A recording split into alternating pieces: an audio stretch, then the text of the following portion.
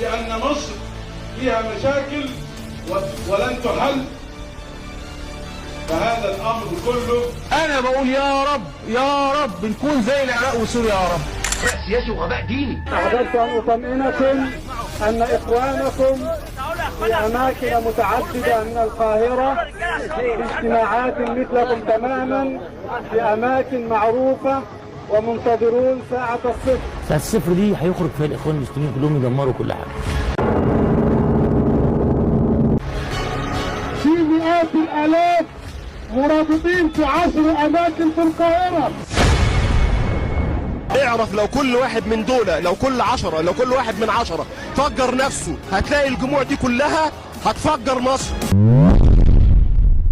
هذا الذي يحدث في سيناء ردا على هذا الانقلاب العسكري يتوقف في الثانية التي يعلن فيها عبد الفتاح السيسي أنه تراجع عن هذا الانقلاب وأنه صحح الوضع ورده إلى أهله وأن الرئيس يعود إلى سلطاته. بالله عليكم احنا ارهابيون؟ تم إدراجي أنا وزمايلي أشخاص إرهابيين صدعوا دماغ أبونا بإن الإرهاب جاي من عندنا وإحنا اللي بنقتل، واحد حد لا بيقتل ولا بينيل. ايه طبيعة الاتهام اللي ممكن يوجه لصحفية بتقول رأيها على صفحة في الفيسبوك؟ بالله عليك احنا ارهابيون؟ اتحدى حد يجيب جمله فيها دم او قتل او ارهاب. وأنا عملت إيه أصلا؟ اتحدى جمله. إيه الجريمة اللي عملناها عشان نتحط على كيانات إرهابية؟ اقتلوا ظباطه. أنجس أجناد الأرض. أنا بقول لكم على الهواء اقتلوا ظباطه.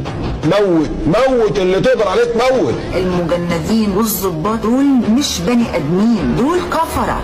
إذا رأيتموهم في الشوارع فاقتلوهم. الناس اللي في الداخل أنا بقول لهم أشدوا على أيديكم وتوكلوا على الله واستخدموا كافة الأسلحة. 1000 شاب فدائي سوف يقومون بالمواجهة مع ضباط وقوات العسكر. اللي يقدر يجيب رقبة واحد منهم كلاب أهل النار ربنا هيكرمه. الدعوة صريحة للقتل. مفيش حاجة اسمها ضباط شرفاء ولا العساكر الغلابة، مفيش حاجة من دي خالص. فتياتكم ونساءكم ليسوا بعيدين عن أيدينا. الضباط وأسرهم وزوجاتهم وأولادهم وقرايبهم تذهب الثوار إلى بيوت هؤلاء. كل أسرة ضابط معاهم، يلا كل العيلة، وعجبهم من على السراير وهيتم استحلالهم في الشوارع المحروسة. أيوة يا حاج ضابط. ألو، مش أنت عندك، ما أنت عندك بيت. استهداف بناتكم ونسائكم قولا واحدا. ايوه يا حضرة القاضي. الو، مش انت عندك، ما انت عندك بيت، هي هتبقى كده. واستخدموا كافة الأسلحة بما فيها يعني اللي هي المدمرات كمان، يعني مفتوحة. لو شفت ضابط اقتله ويخلص.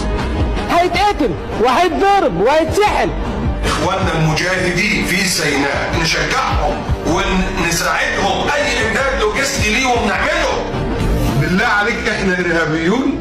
ايه الجريمة اللي عملناها عشان نتحط على كيانات إرهابية؟